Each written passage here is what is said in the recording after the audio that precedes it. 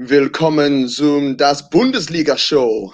Nummer 3, Ja, Episode 3 on Gav ja, Mac. fantastisch, wunderbar. Oh, bitteschön, bitteschön. Wie geht's?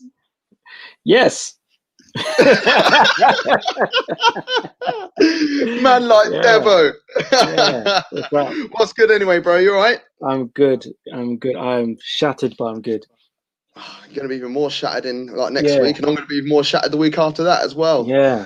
Well, it's supposed to be tomorrow, but Oh, is it? it might be Oi. next week. Yeah. Oh, So see, we'll see. if I run off the stream, it's today. Well, it's the same thing right now. My missus is currently having a bath right now. She's got those weird oils and stuff that you put in there Oh to yeah. help the baby come out sooner. So, it might be a truncated Bundesliga show, but it It might not might be. be. Hey, look. Anyway, you can follow us all on social media. And social media is going on the bottom of the screen there. At Devo LDN for Devo that you got just there. He's also got it in his name on the screen, which is nice. Yeah. At TFB Dugout. That's it. That's Just double us. check. Making sure, yeah. At GavMac23 and at Top Football for us as well. So you can watch it on both channels because there's much love going on between Top and the Football Dugout. That's what's good. Right. So we've also not just had Bundesliga football, full program of Bundesliga football, as always, in Germany, but it's also been transfer deadline day across the world and particularly in Germany. Now, I was wanting to bring to your attention some of the deadline deals that were made in the Bundesliga. I'm going to get them on the screen right now for everyone to see. Who is Eric Maxim Choupo-Moting's agent? I don't know, but he deserves every penny he makes, and then some. Just outlandish. How do you go from Stoke, where he didn't even play too well? He wasn't exactly the star man. Sorry, Dev, I've got to stop you. How do you get relegated with Stoke? That's what I mean. He wasn't even their best player. He wasn't their best player, and they got relegated. And then he goes to PSG. He has quite possibly the worst miss in the history of the game. Mm-hmm. Doesn't really do much else other than that, and then gets a move to Bayern Munich. I know. That's ridiculous, honestly. He must be getting paid about £25 a game. I was seeing Sunday morning footballers down Hackney Marsh play better than him. Yeah. So hey, look, it's where it is. But here's one of the moves that went on deadline day. Bayern Munich also picked up Douglas Costa and Bouna Sarr, who's a right back from Marseille. Now, I only know a little bit about this guy, but knowing how much Bayern Munich spend on players, he's obviously a big player because £9 million for Bayern Munich is a lot of money to spend, isn't it? They don't ever spend wedge.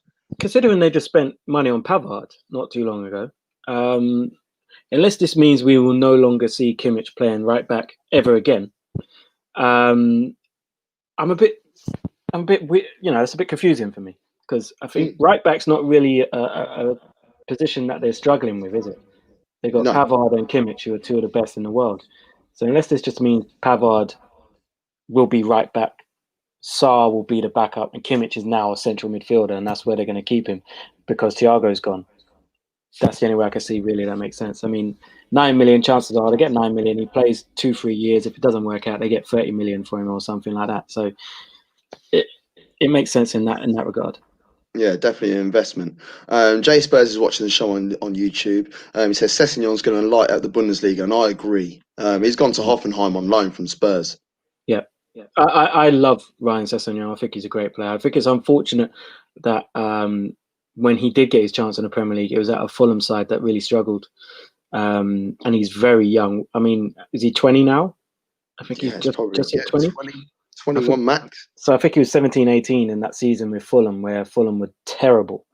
And a lot of people wrote him off because of that season. But he was played left back, left wing. When he in the Championship, when he lit it up in that championship promotion season for Fulham, he was playing at left wing and he was dangerous. Then he moved back to left back in the Premier League. And for me, it's harder to go back as a young player than it is to go forward up the pitch. And I think he struggled and he didn't really get a chance at Spurs. I don't think they really gave him a fair shake. Again, trying to play left back or left wing back. I think hopefully at Hoffenheim he gets a run of games, and he could get his confidence up, and then move away from Tottenham and become a great player. Hey, look, one move that I do find quite surprising is the Justin Kluivert move from Roma to Leipzig. I think Roma have got the better end of that deal. I know it's only on loan, but I've got a feeling that he's not really doing a lot there in terms of on the pitch. He's more creating issues off the pitch with his attitude.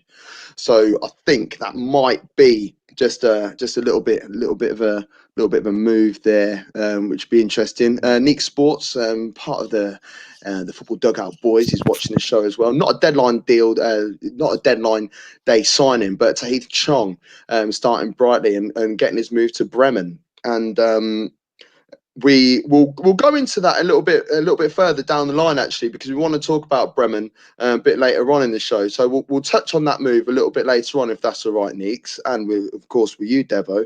And I think we'll get the show on the road, and we'll start with Wolfsburg versus Augsburg. And the reason why I want to start there is because Augsburg actually started off the season really well. 2 wins from their opening 2 games, and then to pick up a point against Wolfsburg, I think that's a good result for them. It is a good result, and when you look at the balance of play, they didn't really deserve that point. Wolfsburg were, especially in the second half, were by far the better team, and Augsburg had a lot, or they had to thank their goalkeeper, Gikiewicz, who's started the season very well. I think Augsburg have only conceded 1 goal in their first 3 games. Yeah, I might have to look at Gikiewicz for my fantasy. Just because I've got the Bielefeld goalkeeper and they've got Bayern on game day 4.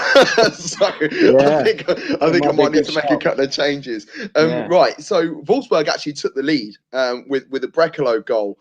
And who's in my dream team, by the way. Oh, deep. And I thought the move was really, really nice. It was. It was ruled out for offside, and I don't agree with it personally, because the ball was played through to Weghorst, who you can argue, he was in a slightly offside position. His foot was fractionally offside, but the ball was it was a poor clearance from the defender. So for me, that's now phase 2. That's what I was thinking. So I thought it was a strange one because the defender cut out the original pass. Yeah. And then Weghorst got the ball from the defender and played it out to Brekalo. So I would have thought that's a new phase of play, but it was given offside, and Brekalo doesn't get any points for me, and Wolfsburg only get the 1 point instead of the 3. So exactly. I'm not sure who's more upset, to be honest. I was going to say, yeah. Who's more upset, Wolfsburg or Devo? Put it in the comments. Let us know. One word I want to say about the Augsburg manager, Heiko Herrlich, who is in hospital at the moment with a collapsed lung. So we wish him a speedy recovery up top and at the football dugout as well. So hopefully he will be on the mend very, very soon. Right. The next game we will talk about is Cologne, the Billy Goats versus Borussia Mönchengladbach. 3-1 they won. It's the 91st game, or 91st Rhine derby. The goals came from Alisson Player, who great goal. I love the fact that him and Thuram, so they started again last week. They were missing from game day 1, but the more games that will come, the more we'll see that relationship build again, don't you think? Oh yeah, 100%, 100%. And I think it's not going to be too long until they both, or at least one of them, get that move away from Mönchengladbach, because it's hard for a club like Mönchengladbach to keep hold of players, and they're immensely talented duo, and I think a lot depends on those two. And Borussia Mönchengladbach, if those two aren't firing, they're going to struggle. If those two are firing, they could upset a lot of teams in the Bundesliga.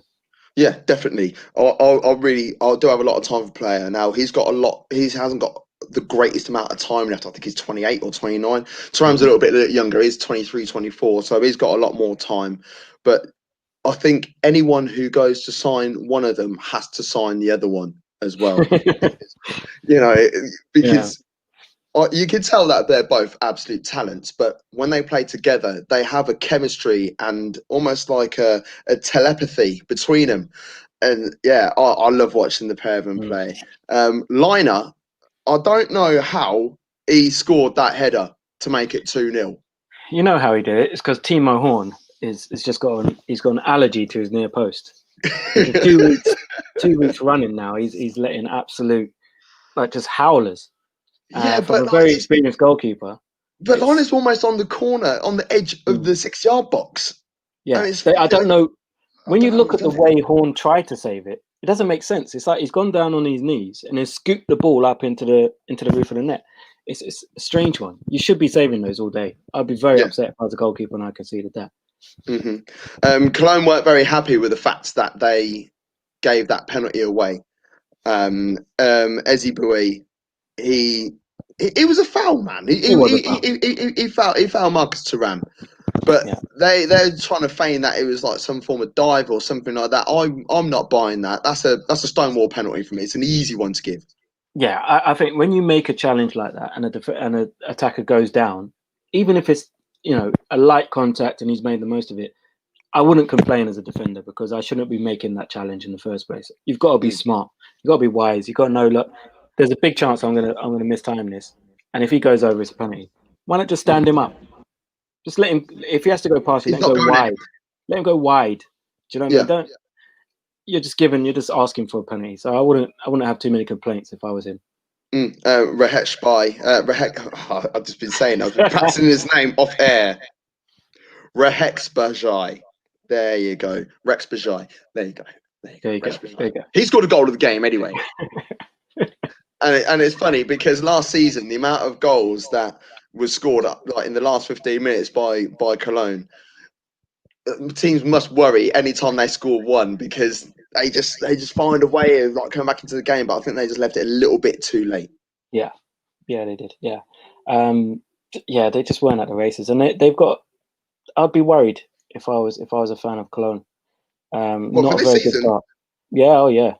It's still early doors though, man. Yeah, but they've what is it, 13 games now without a win in all competitions, I think. Yeah, but I don't know. I think there's 3 worse teams. Personally. Very well. It could very well be.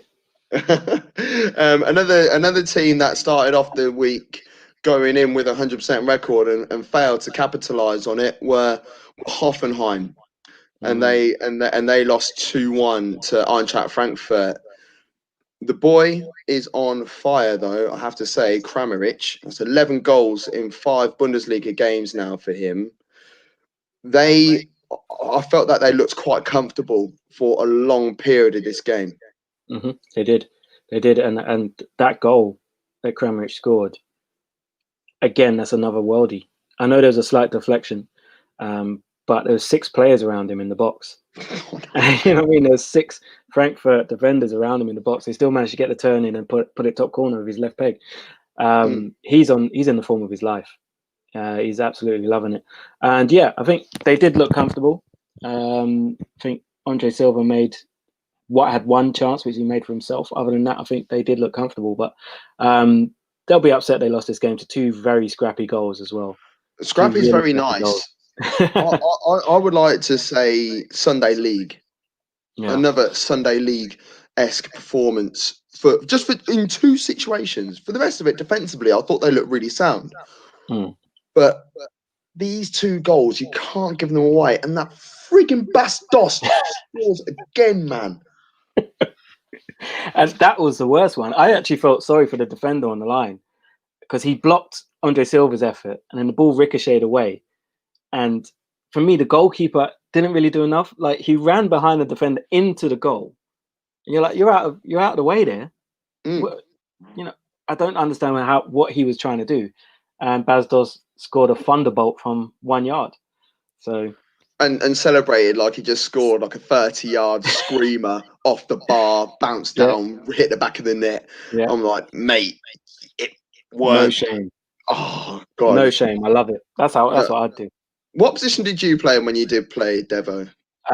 When I was a kid, I started right midfield, and Mm. that was mainly because I was in the under sevens or under eights when I started. That's because I was the only one who could lift a cross. So I was on all set pieces and anything like that. I was the only one who could kick the ball off the floor. So I was right midfield to get crosses in, and then I gradually went central mid. And then as I got older, realized that if you want to be spotted, like you can't be playing midfield and up front because that's where everyone plays. So I moved myself back as a defender because less people were playing defense via choice. So I became a right back and a centre back, even though I'm tiny. How But tall are you, just for out of curiosity? Tall enough. I'll say the same. Yeah, I'll tall say enough. the same. Yeah. Tall enough. Same height. I'll tell people same height laying down. That's all that matters. Right, so, but Hoffenheim, have they got any reason to be worried? Oh no. I think they look good. Away to Frankfurt isn't necessarily a bad result. Other teams will get turned over there. I wouldn't worry too much. I think they look good. And now obviously they got Sessegnon coming in, who, as Jay Spurs said, could very well light up the Bundesliga. Mm-hmm. I'd be optimistic if I was a Hoffenheim fan. Fair. I think that'd be fine. Part of me thinks they're proper dark horses, but we'll see. We'll see what happens with that. Leipzig. What are you saying about Leipzig? Leipzig looked very, very tidy. 4-0, but it is Schalke. Schalke, that's the problem. You can't really take anything out of that. The Schalke are so bad. When I was watching the highlights and the goals that they give away, it's just they can't defend. they really. It's like they don't want to defend. It's none of their defenders strike me as natural defenders who want to throw themselves in front of the ball, and it's like they go out of their way not to defend. Well, I said last season that Sane was their only real standout player, and he plays at the back, and it was a shame because it wasn't always his fault. Mm-hmm. But this weekend, it was all his fault. So anyone that has been watching shows that I've been involved in and things like that, and I've said, why don't you have a look at the Bundesliga? Why don't you have a look at Sane? Everyone's entitled to have a bad game. Look at Van Dijk. Mm-hmm. He's allowed to have a bad game, isn't he? Because everyone's a Liverpool fan, apart from us two. Yeah. But Sane, I'm not trying to say that he's on the same par as Van Dijk, but for me, he's one of the best defenders in the league. He's playing at a terrible club. So maybe it's either standing out because he's playing at a poor club or he's waiting to be found out. And I'm really hoping that it's neither of those and he could get a move and go somewhere special, because from what I see of him as a defender, and now he's got Naldo as an assistant manager. I mean, like, how sick has Naldo been over the years? I'm surprised he's not playing still. I know he's like 78 years old, but I think he retired. Last season was his last season, wasn't it? I think so, yeah. Yeah, but yeah, Sane was at fault for the first goal, for sure. Just lost the position completely. I also think it's because he's trying to do so much, knowing the players around him aren't up to it. And he's tried to close down, I think it was Olmo. I can't remember who it was who played the ball. Tried to close him down and left acres of space behind him. But yeah, that's enough about Schalke. Anyway, we all know Schalke are in deep, deep trouble. Yeah, but Leipzig, they're going to go down. I think they're going to go down. Yeah, unless something drastic happens, they're finished. They conceded 15 goals this season already. Nobody's scored one. And they've only scored one. They're finished. And it's a shame, really, because they're a massive club with some rich history. Some really good players come through there. Leipzig, on the other hand, I mean, that's easy day. Absolutely easy day for them. It could have been more if they fancied it. Played without a striker. I think Olmo played up front, and they had Forsberg and Nkunku either side. So he played without a recognised striker, and still managed to bag 4. So that's encouraging. That's just how you know how dead you are, really, isn't it? That's it. I mean, you look at the goals. Angelino's a left back, Orban centre back, Haustenberg centre back. For me, I think just also as well, just to say about Justin Kluivert, I rate Kluivert. I do rate him. I think the move to Roma wasn't right for him. I thought that at the time. I thought that was a strange one. I think he'd be much more suited to the style of play of Leipzig than he would of Roma. I think he's very direct, tricky, right foot, left foot. His movement. I think the game in Italy is a bit too slow for him.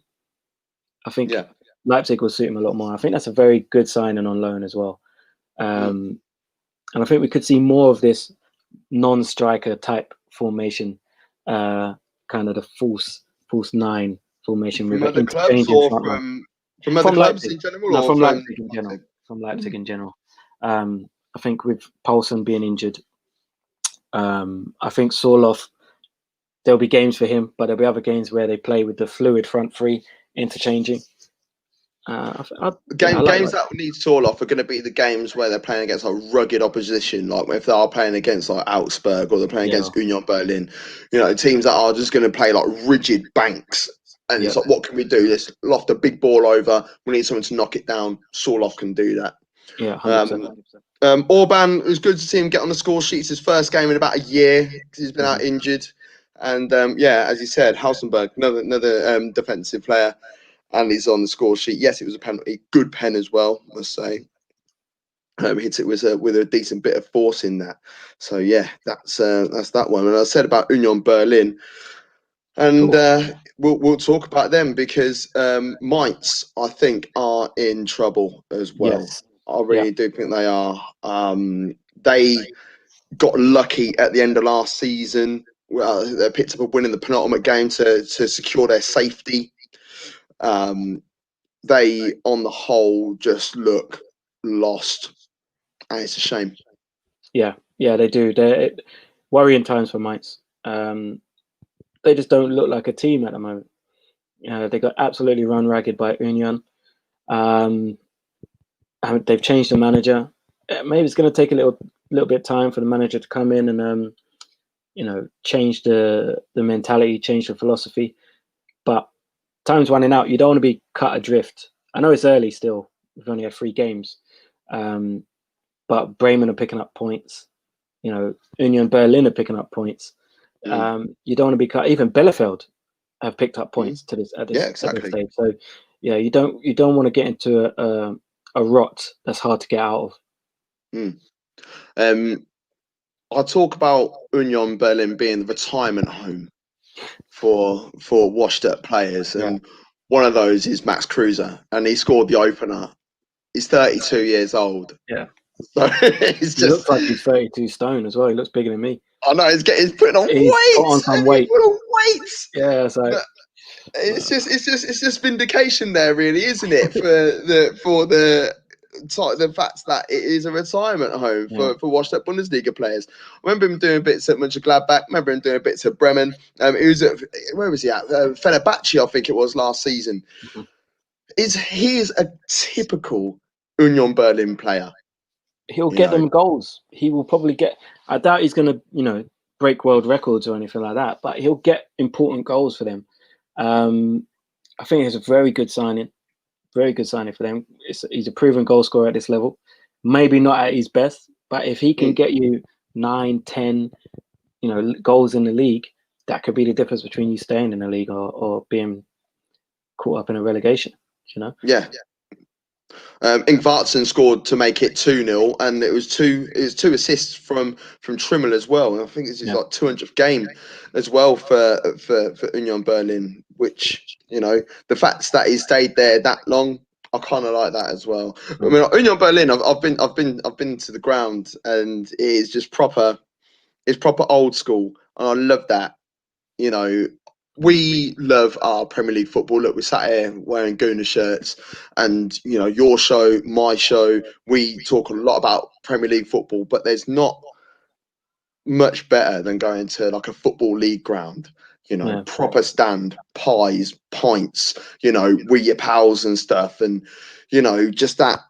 4 stand stadiums and things like that. And that's exactly what Union Berlin is like. So I'm happy for them. They just normally play a lot of dead football, but it goes to show that Mainz are struggling. If you're Union Berlin and you can score 4 goals in a single game, it tells a big Yeah. story, very, very big story.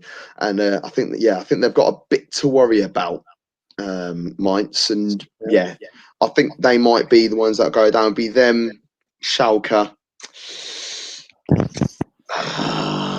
someone else. It's going to be tight down there because you'll imagine. I mean, Bielefeld have started well, and they were on great form last season as well. Obviously, as champions, or as via the Bundesliga. Mm-hmm. But it's a massive step up, and you would expect them to be down there thereabouts. But yeah, Mainz, Schalke. I mean, Bielefeld, yes, maybe. I'm trying to think who else I think would be down there. I can't think of too many others that are going to really struggle.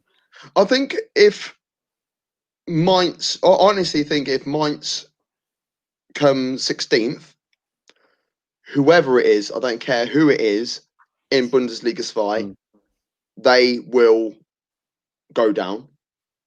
But if Schalke finish in 16th, they'll stay up. If they can score a goal. I'll be interested to see how many goals they get this season. I'll be interested to see because it could be the lowest ever total. They could get relegated with about 12 goals to their name. Oh Lord, they'll have some mad like derby about them. Yeah. Oh God, I don't know. It's going to be interesting to see for sure. Flo isn't with us this week, as you may have noticed. It's normally the Oreo gang here, but he's on his Zommafarian or late Zommafarian at the moment, which means no bias when it comes to Leverkusen today. So let's talk about Stuttgart instead then. No, I'm joking. Stuttgart won, by Leverkusen won. We're going to talk about them both. Florian Wirtz with the cross, 17 years old still. Yeah. Found Patrick Schick is his first, I was going to say Premier League goal, first Bundesliga goal. But he then goes off injured a couple of minutes later. Yeah, that's a big injury for them.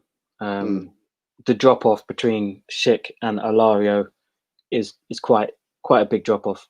I think Alario is much better coming off the bench late in games, but playing 90 minutes he can get lost in the game. It's disappointing. Hopefully it's not too bad. Hopefully it's more of just he felt it and didn't want to tear it any harder. Obviously they got the international break, so that will help in terms they hopefully will be able to get him back a bit quicker. But they need him. They don't look like the same side going forward without Havertz or without Volland. They're struggling to find the form that they had. They've got some good players going forward, but it's not clicking. It's just not quite there. And I think Stuttgart made it hard for him. I think I thought that Diaby would make a move, if I'm honest, because I thought he played really well last year. Still got Leon Bailey there, and he can play through in the middle, but it depends what sort of style you want to play.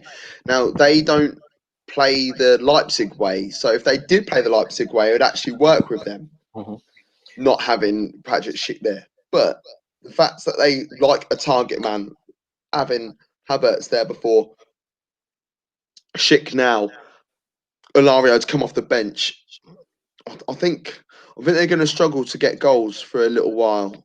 Yeah, I think the Bailey thing is strange. I was just thinking about it earlier about how he was on top of the world, and everyone was like, Bailey's going to go here for this amount, Bailey's going to do that. And then last season, he could hardly get a game.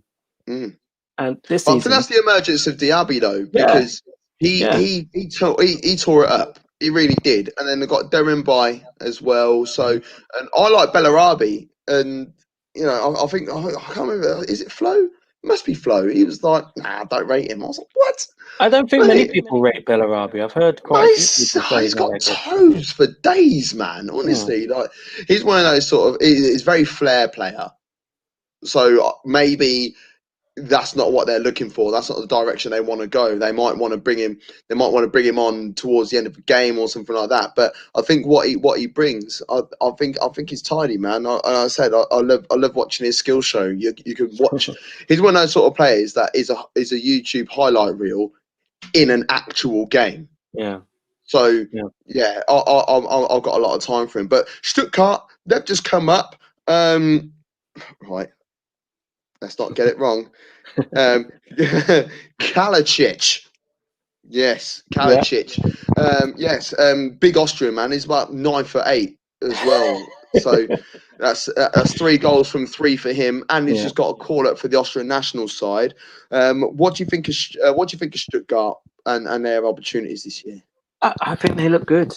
I think they look good. They had one or two dodgy moments at the back, which they got away with. But overall, I think they've looked pretty solid this season. The goalkeeper looks good, Kobul. He made some good saves. Mm-hmm. They've got the old Arsenal boy at the back, obviously, Mavropanos, Mavropanos. who Do hit you the know what? bar. I've always been gassed about him, I and think he looks decent for us. but he went on loan to Nuremberg, and they got. Did they get relegated in the end to try to Bundesliga? Yeah, Can't they remember. did. But yeah, Yeah.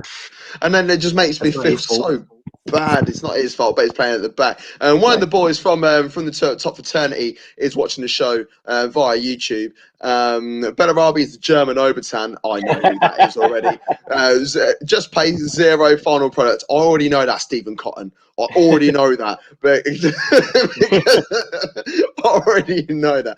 But I think he's got a bit more to offer than a big Ed in Obertan. Christ, Jesus, dear. But Stuttgart, they look strong. They look organised. Yeah, I don't think they've got much to worry about in terms of will they be able to stay in the league. I think they'll be No, comfortable. I think they'll Augsburg it. I really do. They'll hang around anywhere between 8th and 12th, like a proper mid-table. I think they'll be safe from relegation come February, March time, and they'll be able to relax a little bit more. Yep, and then look to kick on next season. Yeah, definitely. 100%. And Massive maybe club. the following season, try and find the Stuttgart of old. I'm not trying to say they're going to go They've on got to keep and their play Champions players. League football. Keep the players. Yeah, If that's you the look at thing. the large majority of the German national team, they'll come through Stuttgart. Yeah, yeah, Stuttgart. That's a Kimmich, shout. Gnabry, off the top of my head. Mm. They've got to just keep some of these players. Let's see what happens as their season goes on. And we've got to remember, we have to remind ourselves that we are only at game day 3.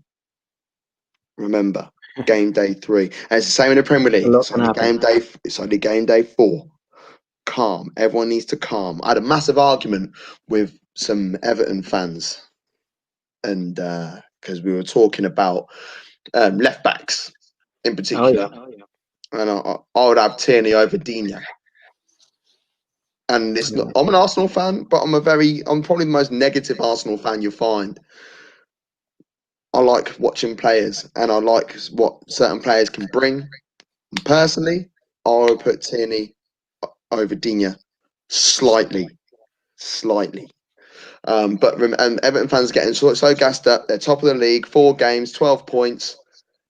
We are only at game day 4. You know what I think's happened? Go on. I think Liverpool winning the league has set us back 30 years. I think the world's axis has gone back 30 years. That's firstly why Liverpool were able to win the league. But now we're going to see Leeds and Everton battling at the top of the table like we're back in the early 90s. I think we've just been set back. This Liverpool winning the league was disastrous.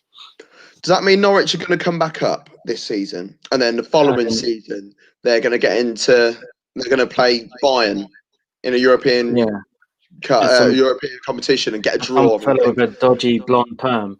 Yeah, Jeremy Goss. Goss, yeah. Talking about Bayern Munich. Why don't we talk about them now? Bayern Munich 4, Hertha Berlin 3. A perfect hat trick from Robert Lewandowski, the best striker in world football right now. Mm-hmm. Well, a hat trick, he got 4. Exactly, but he did it in a perfect way before scoring the penalty right at the end. He showed why he is the best player in the world right now, especially up front with minus the penalty. 3 different types of goals, things that he can offer. Yeah. What a player, man! I think it was. Is it the second goal? the cutback from Chris Richards and when his he first took touch it out of kind his of feet. said it. Yeah, the first touch. As soon as I saw that, I was like, goal. Goal. Because that first touch, the way he set it up for himself and just placed it into the far corner, I was like, that is a player playing at the top of his game. Because many players, they would have probably tried to control the ball a bit closer so they don't lose it, or try and take the shot first time and just sky it. But he cushioned the ball perfectly, as if it was almost like he passed the ball to himself. Oh no! And then had a first time shot, if that makes any sense. No! It's just top special, striker. man. Yeah.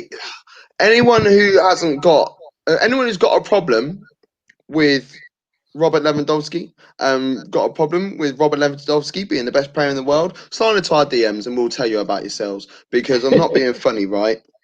Lewandowski is the man. Honestly, over 250 goals in all competitions for Bayern Munich as well now. Mm-hmm. And you forget how many goals he scored at Dortmund. Precisely. So don't come at me because he's scoring all these goals for Bayern. It's easy to score goals for Bayern, blah, blah, blah. He was also at Dortmund before. And he got the move to Dortmund from Poland because he was banging goals in Poland as well. So don't at me. Cunha's free kick was lovely, and it made it 2-1 with a John Cordoba header. Yeah. And things got interesting after that, because they just looked like they wanted it, Hertha Berlin. And Matteo Guendouzi just gone on loan there, hasn't he, from Arsenal? I don't know how to feel about that move. The only reason I'm saying that is because I think he's a good player. I don't think he's as brilliant as a lot of Arsenal fans said he was. I think he's got great potential. The only reason why I'm saying I'm a bit skeptical about the move is because I don't see there being a place for him when he comes back, even if he does smash it. I think him and Arteta are done. So it's either one of them leaves or the other one leaves. They're not going to be at the same club together. So I think, is this a move for him to go and push up his price tag? So are we just going to be willing him to do well so that we can get some good money out of him? Or is it going to be like, well, if he smashes it, we're going to have to play you?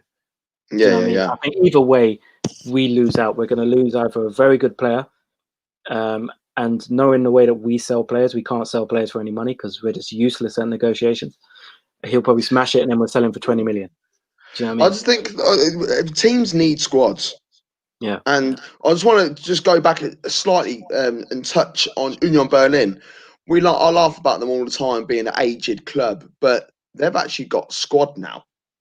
They haven't got 11 players. They've got 16, 17, 18 players that are all vying for a starting 11 spot, plus a few more that are pushing the others on. So, Arsenal need to start doing the same a lot more. And this is why I say Bayern Munich, once again, are the best squad in world football, not let alone the best team in world football right now, because they've got a squad. Their second 11 will probably win the Bundesliga. Yeah, they've got really good. Yeah, they've got and the thing I love about Bayern is that they've got players who could play all over the pitch. Yeah, so you've got many. It's such a fluid team that you could take one piece out, put someone else in there, so you can move Alaba from centre back to left wing, and it wouldn't make a difference. You can move Alphonso Davies from left back to left wing. He played left wing on the weekend, didn't he? That's what I mean. They're so fluid in the fact that a lot of their players can move from one position to the other. It's just beautiful to watch, And, that's why I love Bundesliga football as well, because it's not just them who do it.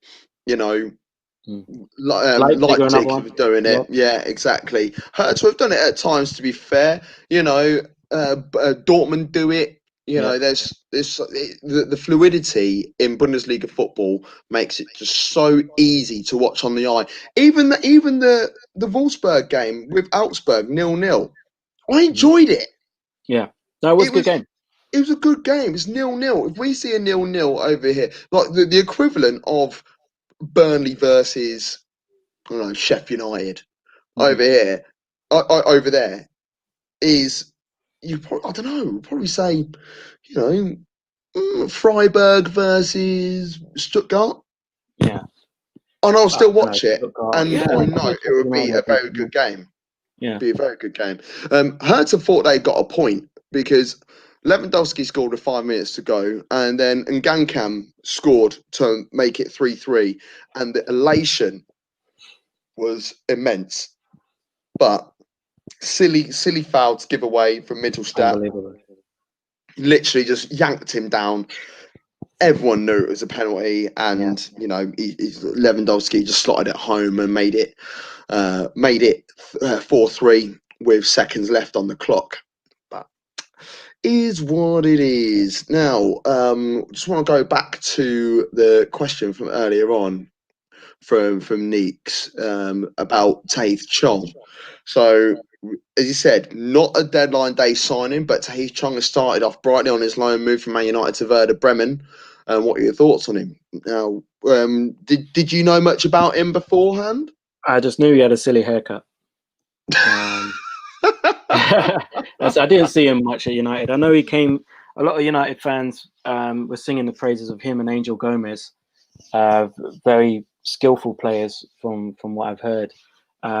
Both no longer at the club, funny enough.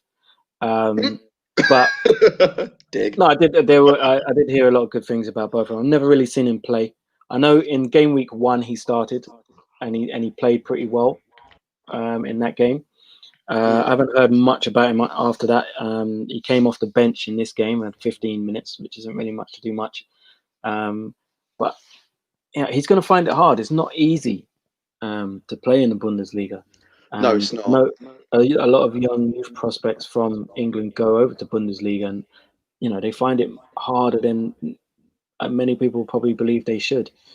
I don't think the Bundesliga is the right place for Taith Chong, and I've watched a lot of his when he's played for the under-23s and stuff, and he's turned out for the first team a couple of times as well. I like his technical ability, but the Bundesliga isn't the right place for him. It's too swashbuckling. There's too much going on. Mm-hmm. He needs to go to Italy. If he was on loan to an Italian club, a Fiorentina, or a Sassuolo or something like that, I would see him standing out more personally. I think he's a very good player, though. I don't want to deny the fact that he is. Stephen Cotton, I knew it was Cotton. Who's been watching it?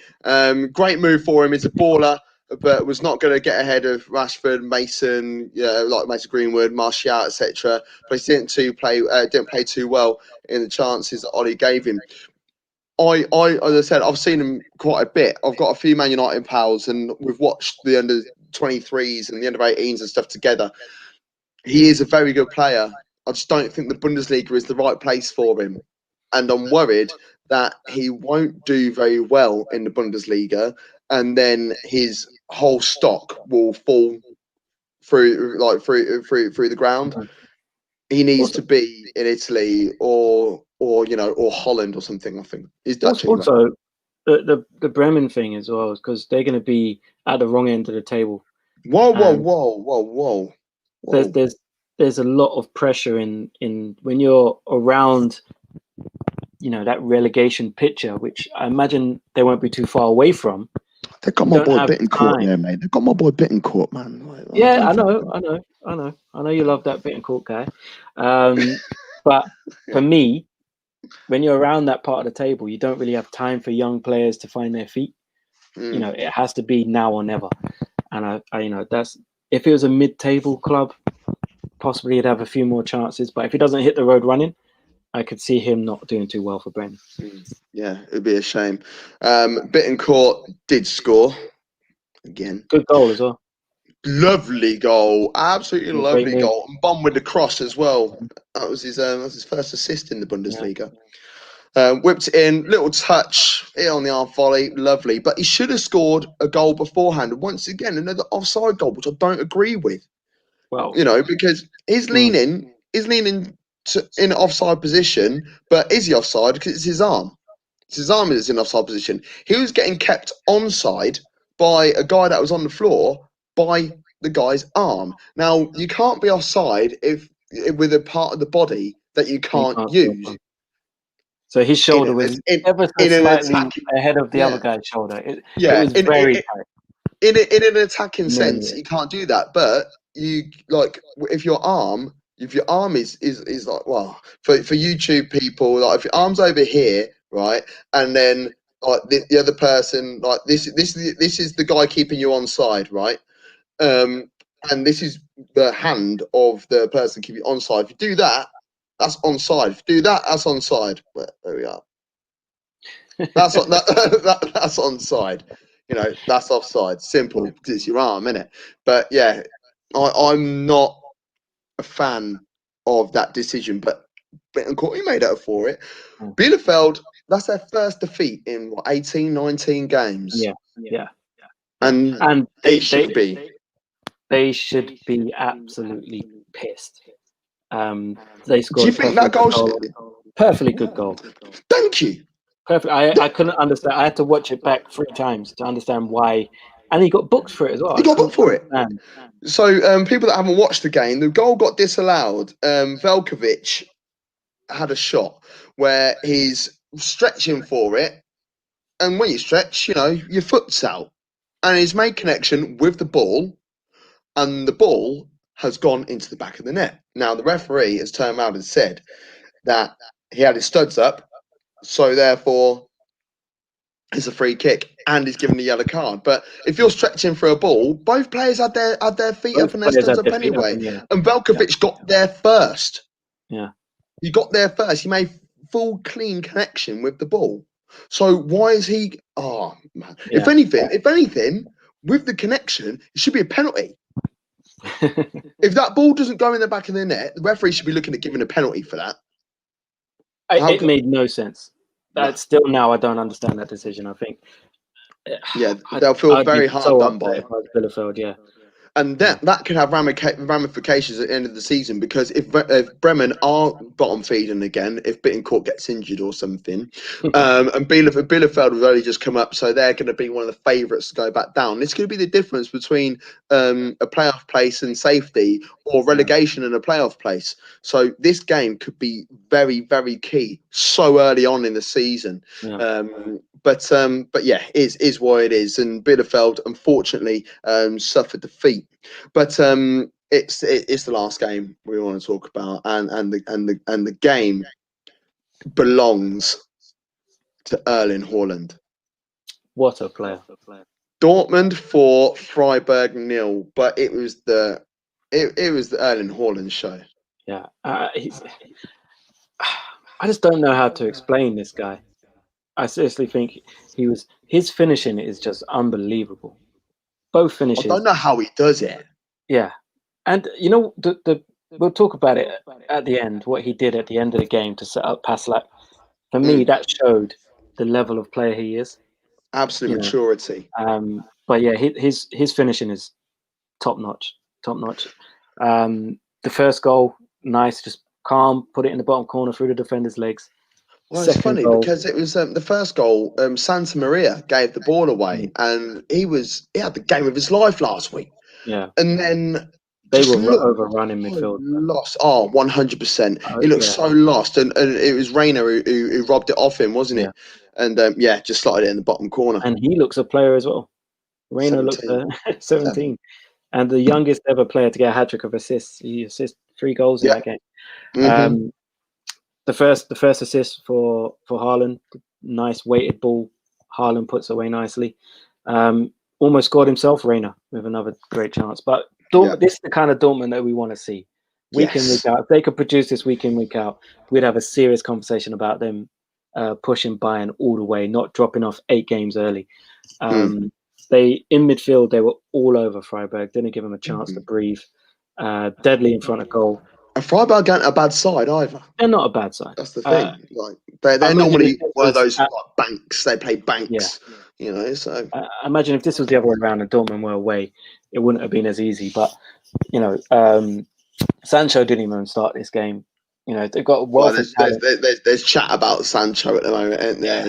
Yeah. But, I mean, even if they lose him, they've got Reina, they got Royce, they got Haaland. They got Guerrero who can move up the pitch. They've got Reina, who they've Rainier, who they signed from Madrid on loan. Yes, comes with quite a big reputation. So yeah, I like Dortmund. I love watching Dortmund play football Me too. when they're playing like this, but they Yeah. are very frustrating side at times because you know how good they can be, and they Hmm. just seem to lose all sorts of concentration, and they just kind of, it's almost like they like beating themselves Yeah. Yeah, very that's the thing, and that's why I don't think Lucien Favre is a decent manager. I literally, I don't. They've got the players to take on anyone, and the style of football that they play, sort of amongst them, it's almost like Favre says, "Do this, do that," and they walk out the changing room going, "Come off it, mate. We're gonna go do this." often. Because I'm not being funny. Favre doesn't tell Haaland to shoot that way. Yeah. Hmm. You know, Favre doesn't tell Rayner to pass that way. You know, so I honestly think they just go out there and play for themselves and just go and enjoy it. I don't feel Favre has got the management quality to overhaul Bayern Munich or to go really deep, deep, deep. Talk about semi-finals, getting to the final of the Champions League. Yeah, I think the thing is with Dortmund is he'll set them out. Your front three, you just want to tell them to play. There's not much you can do in terms of coaching. You might want them to press or whatever, but when they've got the ball, just let them play. Let them do their Mm, natural game. The problem is behind them. I think Witzel's a massive player for them because he has the discipline and the experience to anchor in midfield. It's what do you do next to him? Delaney worked very well, but he mm, can't stay fit. When no. Delaney's not there, they struggle in midfield. I think Hmm. Bellingham has got a massive role in there. If he can show the experience, even though he's young, if he can learn from Witzel and not be too gung ho when it's not Hmm. needed, run ahead of the ball and stuff like that, then I think they'll do very well. But for me, they're at their best when they have Witzel and Delaney anchoring in Yeah. midfield because everyone else's natural instinct is to just bomb forward. Yeah, Um, definitely. And then you could play Julian Brandt just above those two. You know, those two are yeah, anchoring. Julian Brandt in more of like an eight, because a lot of people will know Julian Brandt. They would have seen his name. They would have saw that he scored a couple of goals, or whatever, and think of him almost like as a forward or a false 90 sort of player, or yeah, an even a number 10. He's not actually any of those. He is better when he is classed as like a number 8 almost. You know, just like not quite box to boxy. You know, when he's coming home, it'll probably hang around by like in between the box and the halfway line. But it'll even put a tackle in and get involved. mm, But when he's going forwards, he's got the creative mindset to make things happen from anywhere on the pitch. yeah. Whether he's in the centre circle, whether he's on the edge of the box, whether he will drift out onto either flank and try and make something happen. So yeah, I'll go with you on that. Witzel and Delaney holding, and then Julian Brandt. Yeah. I think that's the best midfield for me. And then stick Rayner wide out wide with Sancho on the other, and let those three just interlink and interchange and move around. See, And the then problem that you have is that there's no place for Marco Royce, and for me, Marco Royce is he has to play when fit, has to play. I've always said without injury, Marco Royce would be one of the top players in the world. He's that mm, good, but he can't stay on the pitch. He can't stay mm, fit, unfortunately. But I think if he's fit, you find space for him in your starting 11.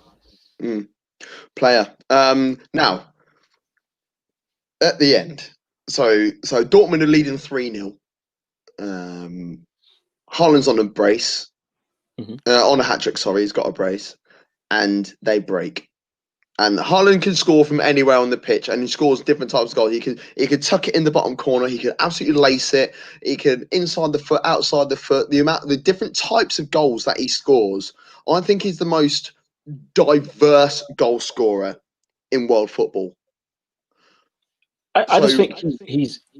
I keep saying this. I think he was made in a laboratory to score goals.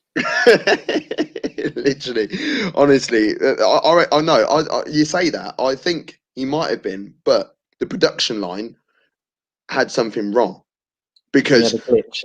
it's like goal scorer, goal scorer, goal scorer. Oh, this one's defunct. Oh, what are we gonna do with this one? And they were like, "Do you know what? Let's try and look after this one." Because a goal scorer is a goal scorer, but he scores goals that no other striker scores. You know, different. He scores different types constantly. You know, cutting in, counter attack. For someone who's so tall, he's so damn quick as well. Yeah. And this is the thing with this fourth goal, he has bombed. He is, and it's 1-on-1 with the goalkeeper. We know it's going to go in, but he squares it to Paslak and lets him slot it home. The unselfishness and the maturity of such a young player, it's got to be lauded, isn't it, Devo? 100%. 100%. You've got to applaud that. Many strikers, won't name any names, Harry Kane, would have tried to put that in the back of the net. And if he scores, you say, brilliant, you got your hat trick, well done. If he misses, okay, they're 3-0 up. It's not a big. But if you're his teammate in that position, and you know all he has to do is roll it across the face of the goal, and you've got an empty net to stick it in, and he takes the shot and misses, you're going to be upset. Yeah. You're going to be like, why are you being selfish in that situation? Just pass it across. So for him to pass that to Paslak, even though he would have been on a hat trick and he would have had all the headlines and everything like that, shows that he is a team player first and foremost. It's about the team. It's not about me. It's about us doing the best that we can do. And that's a massive, massive message to send out for he's such a young player as well. Yeah, exactly. I absolutely love it. Absolutely love it. Right then, that's all the games. So let's have a look at the early doors table still, because the table is still very, very young. So there's no one with a 100% record in the Bundesliga. Ridiculous. So Leipzig are the early leaders. They're top of the league on 7 points. They're joined with Augsburg on 7 points, and Frankfurt with my favourite two strikers, Bas Dost and Andre Silva. They are up there in third on 7 points as well. Just behind them are Dortmund and Bayern Munich. They're both on 6, joined with Hoffenheim, who are having a lovely time, Hoffenheim, and Werder Bremen. And then at the bottom of the league is Schalke. Imagine that. Look, Bayern have scored 13 goals and conceded 7. Oh, that's incredible. It's and you ridiculous. Look at Wolfsburg, scored 1 and conceded 1. Yeah. Wow. It's just the way it is. It's just the way it is. And then the fixtures. So it's international break next week. So and there's no Friday game on the return as well, which I find that so weird. No Friday night Bundesliga football. But on the 17th of October, there will be 2 new arrivals in the world as well. My partner and Devo's partner will both have had children by then. I'm pretty sure. Hopefully. Pretty sure we'll make it happen. Curry, pineapple, and things to do after Watershed. So the games on Saturday afternoon, the 2:30 games, or if you are in Germany, the 3:30 games are Hoffenheim versus Dortmund. Tasty. Freiburg versus Werder Bremen, Hertha Berlin and Stuttgart, and Mainz versus Bayer Leverkusen. Bayer Leverkusen is going to draw that game, by the way. I'm going to put it out there right now. I'm saying that because Flo's not here, because I don't want to come beat me up. They do. Augsburg versus Leipzig, and to round off the afternoon games, the early evening game will involve Arminia Bielefeld versus Bayern Munich. But there's a Saturday night game as well, which is interesting, and it's the Green Derby, I like to call it. Borussia Mönchengladbach against Wolfsburg, and then on the Sunday 2:30 game over here, 3:30 over in Germany, is FC Köln versus Eintracht Frankfurt, and then the 5 o'clock game or 6 o'clock over there is Schalke versus Union Berlin. Another 6-pointer. I don't think it is. No, Union they'll be all right. Union will be all right. I don't know. I mean, it's a massive game for Schalke. Massive. Yeah. If they get turned over in this, it's over. Oh, I'm just going to laugh. It's as simple as that. It's early. I'll just laugh. It's over. Yeah, right then. So you can subscribe to both YouTube channels. So you search to Up Top Football on YouTube, and then we come up, and you search the Football Dugout, and Devo comes up. So make sure you subscribe to both channels. It's not a question. We're not asking. It's the law. So make sure you do that. You can also follow us on Twitter. It's down there right now at DevoLDN, at TFB Dugout, at GavMac23, at Two Up Top Football. Make sure you like, share, subscribe to all of our stuff. Bundesliga show will be back in 2 weeks when we get back to normal stuff and normality. And I'm sure our very handsome German friend Flo Wolfram will be back from Bayer Leverkusen. But from me, I'm Gav Mac. And from Devo, I'm Devo. thank you and goodbye.